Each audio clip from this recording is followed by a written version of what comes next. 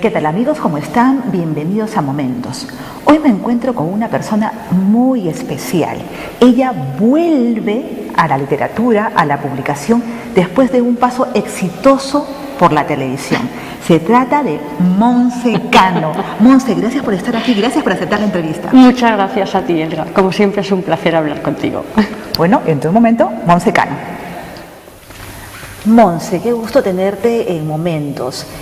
¿Has tenido una especie de descanso, reposo, pausa en el aspecto literario por tus intervenciones en televisión, pero ahora vuelves renovada y siempre en lo tuyo, que es el tema femenino, con esta nueva obra que son 12 relatos cuyo tema central es la mujer en el tiempo pasado y en el tiempo presente? Cuéntanos sobre esta nueva obra. Bien, en primer lugar, el placer es mío estar aquí otra vez contigo, siempre es un placer charlar contigo. Y sí, ha sido un largo paréntesis, pero este libro ya venía de antes. En realidad lo único que he hecho ahora, después de estos 6 meses de paréntesis dedicada a otra cosa, ha sido terminarlo, retocarlo, terminarlo y aprovechar un poco, en esto hay que ser sincera, aprovechar el momento de editarlo ahora, porque quizá pues, el tirón de la televisión ayude un poquito a que se conozca mejor. Sí. El libro efectivamente son 12 relatos de mujeres. Yo no es que me guste especialmente escribir sobre mujeres más que de otra cosa, pero es que es mi mundo. Evidentemente uno escribe más de lo que conoce, de lo que siente cerca, y las mujeres pues evidentemente nos conocemos mejor a nosotras mismas. De ahí que muchas veces cuando quiero contar algo elija personajes femeninos porque los conozco mejor. ¿Te gusta eso de la denominación de literatura femenina? En absoluto. Eso como que chilla un poco, ¿no? Como lo dejan a un lado, ¿no? La detesto. No está muy integrada. Detesto esa sobrecalificación, porque de alguna manera nos sitúa en un plano de inferioridad. La literatura sin necesidad de ningún adjetivo es la literatura masculina, y la literatura esa que necesita que la coloquen en alguna estantería es la femenina. Yo creo que esa sobreadjetivación, repito, es nefasta para nosotras y nefasta para la propia literatura, porque nos aleja al público de algo que realmente es tan universal como lo que puedan escribir los hombres. Yo insisto siempre en que si no hay una literatura masculina, no hay una literatura femenina. Hay una literatura que escribimos mujeres, que escribimos hombres, que escriben señores de Sudáfrica y señores de Laponia, y que evidentemente es contextual. Todos hablamos más de lo que nos afecta o conocemos, pero solo hasta ahí. Creo que nosotras las mujeres debiéramos ser las primeras en las que por nuestro propio interés debiéramos acabar con esa denominación de literatura femenina. Creo que nos hace daño. Sí, hace unos días hablaba también con una escritora de novelas románticas y decía, quiero abrir nuevos espacios para las mujeres. ¿Por qué mejor no nos integramos? O sea, volvemos a lo mismo, volvemos a estar a un lado, nos aislamos. ¿Por qué? ¿Por qué esa tendencia? Pues porque precisamente yo creo que esto de las mujeres y la literatura, o cómo nos califican en la literatura, es casi una cuestión de preposiciones. ¿Ya? Literatura de mujeres, escrita por mujeres. Literatura para mujeres, que la haga quien la haga, tienen como destinatario las mujeres. No entiendo por qué las mujeres tenemos que tener gustos realmente distintos a los que tenga un lector masculino. A cada mujer le gustará un tipo de lectura. Y luego la típica historias de mujeres escritas para mujeres, como si viviésemos en un mundo paralelo, y en un mundo arrinconadas en un mundo paralelo. ¿Por qué se piensa que la novela romántica gusta a las mujeres? A lo mejor también les podría gustar a los hombres, o a ninguno de los dos. Quiero decir que no, es un artificio, y yo creo que muchas veces un artificio económico editorial. Al sectorializar el público, evidentemente el mercado funciona tal vez mejor, ¿no? Volvemos a tu nueva obra. Tiene mucho de actualidad de estos tiempos y también vas hacia el pasado. Cuéntame cómo armaste todas estas historias. Formalmente van armadas en 2 bloques que se van solapando.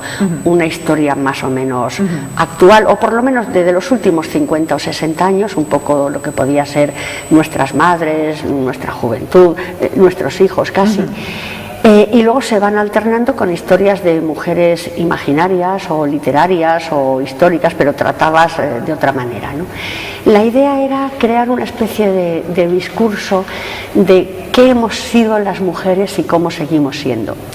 A mí me preocupa mucho el tema de... Yo soy feminista, pero me preocupa que a veces hacemos mucho hincapié en las situaciones de inferioridad, de violencia, de ninguneo, de no estar en ninguna parte que hemos vivido, pero a veces olvidamos nuestra parte de responsabilidad. Las mujeres hemos sido, en una sociedad tradicional, las educadoras, las transmisoras de valores, y nos olvidamos que hemos hecho un papel para que la sociedad machista y androcéntrica funcionara. Y quería centrarme un poco en eso, en la mala educación que hemos recibido las mujeres, en cómo hemos transmitido a veces esos valores que iban contra nosotras, también en cómo nos hemos defendido de sociedades y momentos que nos presionaban y hemos tenido que defendernos como hemos podido. A veces hemos caído en la parte oscura y a veces hemos encontrado caminos muy luminosos. Pero de ninguna manera hemos sido pasivas, hemos sido activas nunca, a nuestro modo. Jamás, nunca pasivas. Incluso yo creo que las sociedades más machistas o más patriarcales, en el fondo tienen un altísimo grado de matriarcado, porque lo que la mujer no puede hacer públicamente, lo que le está prohibido hacer libremente en una sociedad, lo hace dentro del hogar. Las mujeres no somos tontas, no somos inútiles, no somos pasivas, y cuando no nos dan una salida social, tomamos la salida familiar y mandamos mucho en el entorno familiar.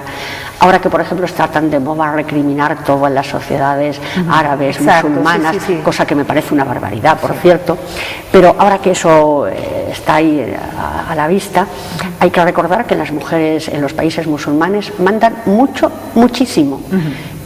Y que muchas veces las que como hemos sido nosotras en nuestros momentos también, y que forman son las a los que hombres, ¿no? forman a los hombres y defienden esa sociedad.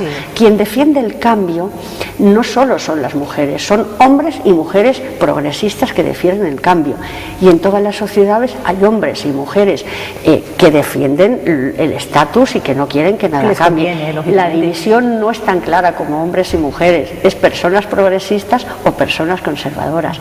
Y las mujeres, en nuestro papel conservador, como somos muy inteligentes y muy trabajadoras, es un papel muy peligroso. Pero eso del hogar es una especie de trabajo a la sombra, ¿no? Claro. Es muy a la sombra. Y a la sombra hemos formado hombres, hemos formado sociedades, hemos formado formas de vivir y de relacionarlos.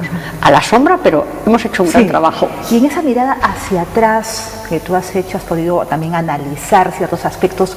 ¿Qué otros temas están pendientes en el tema mujer realmente? Yo creo que están pendientes todos, porque todos. Las ¿No mujeres, hemos nada, Montse? claro, porque las mujeres literariamente no tenemos genealogía, ni artísticamente.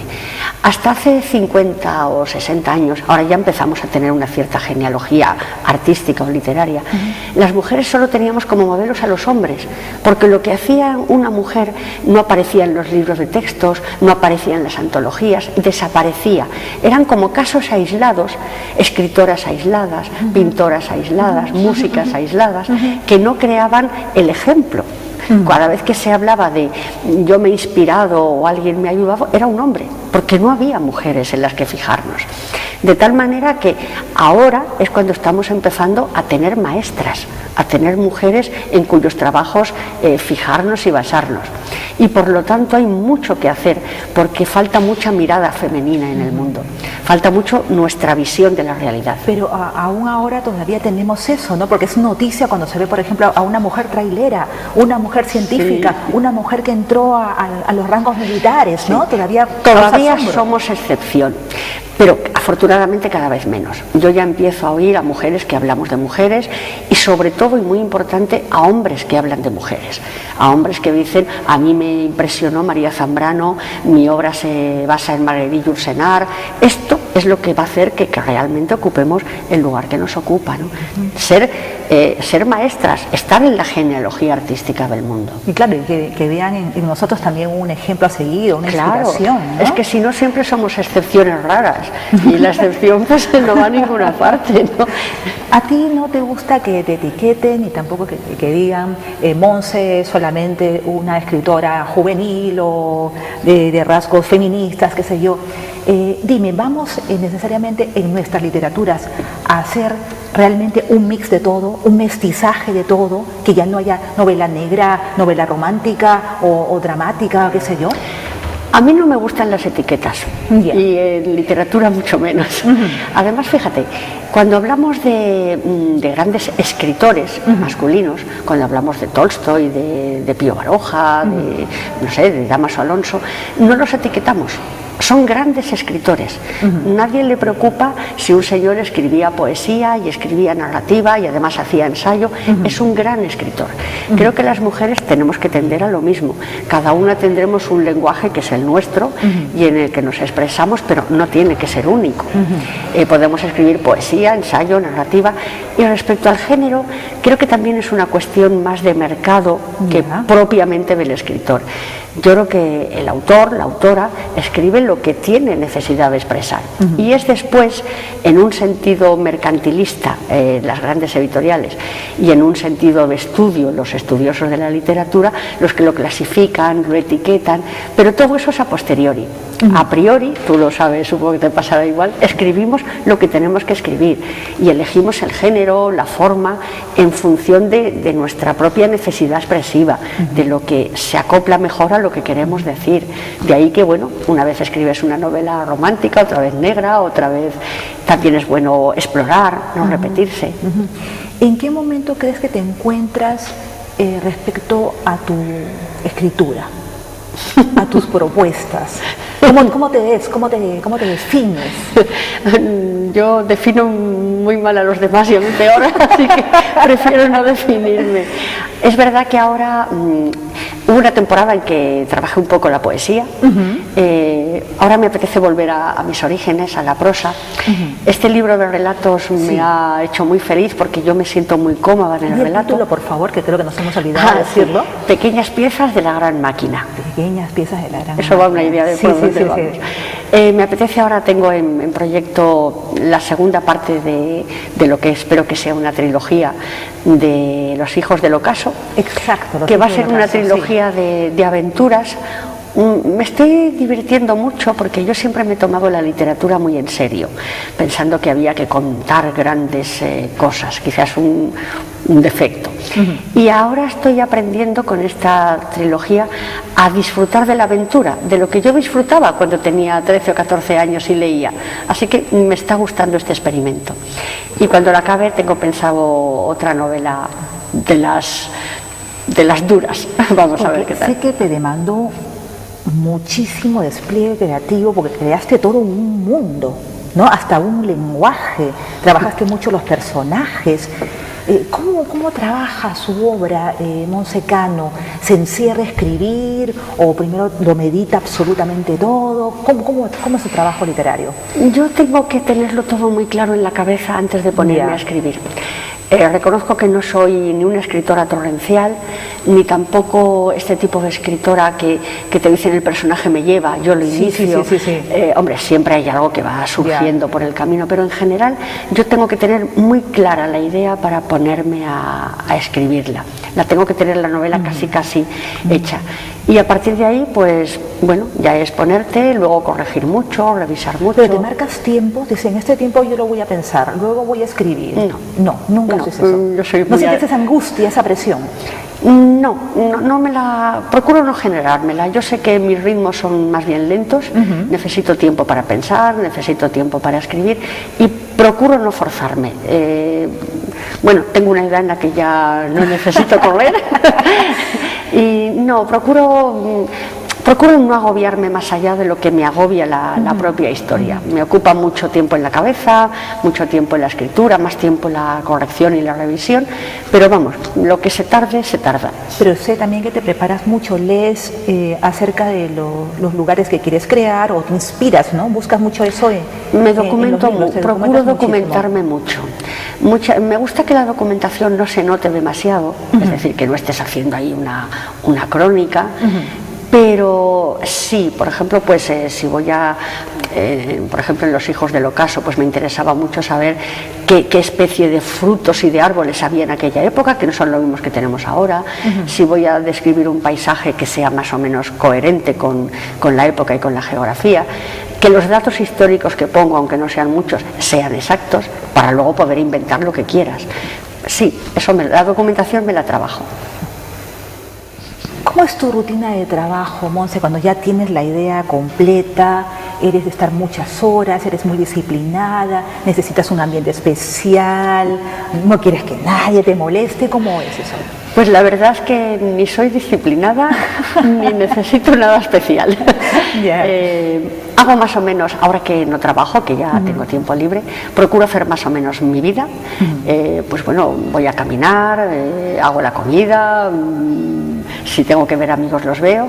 Únicamente me reservo horas para trabajar, que suelen ser o por la mañana a primera hora o muy por la noche. Yo soy ave nocturna.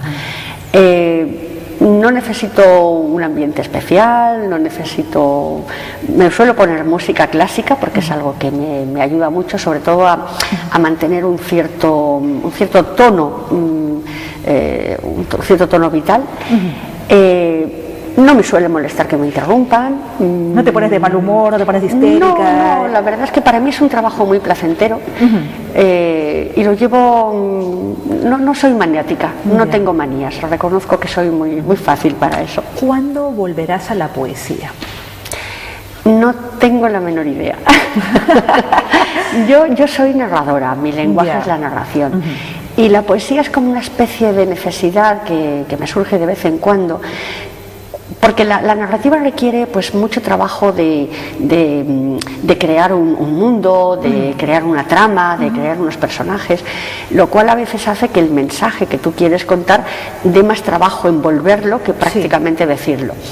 Cuando a veces estoy bajo una emoción muy fuerte, por ejemplo, pues el viaje que hice a Cisjordania, o cuando he ido por ahí a Asia o a Sudamérica, que recibes impresiones muy fuertes, a veces ahí sí que necesito la poesía para ir a lo esencial, sin todo ese trabajo de recubrimiento que requiere la narrativa.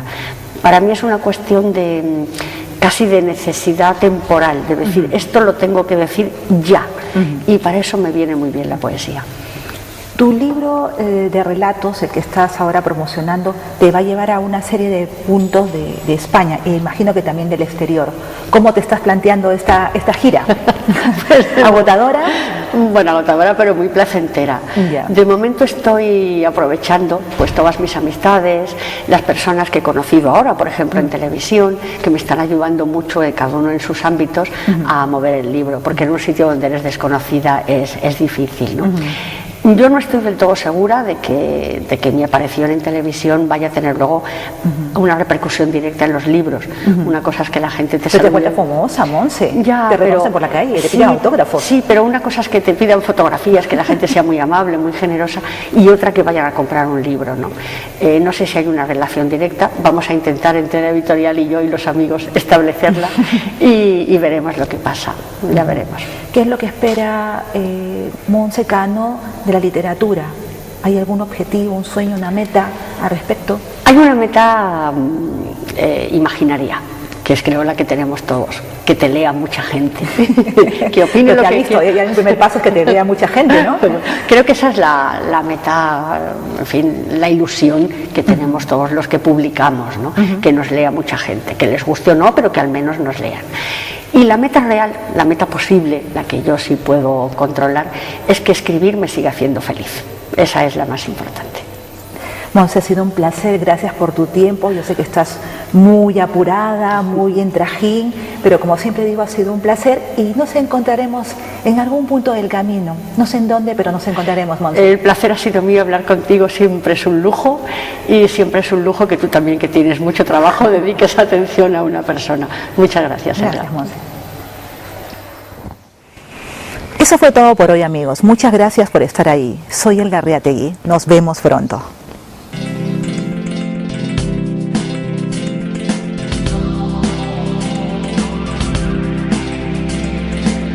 Si alguien te dice que existen verdades eternas, hombres infalibles, no le creas, no le creas, no le creas. O que tu vida es escrita sobre algunas cartas o allá en las estrellas.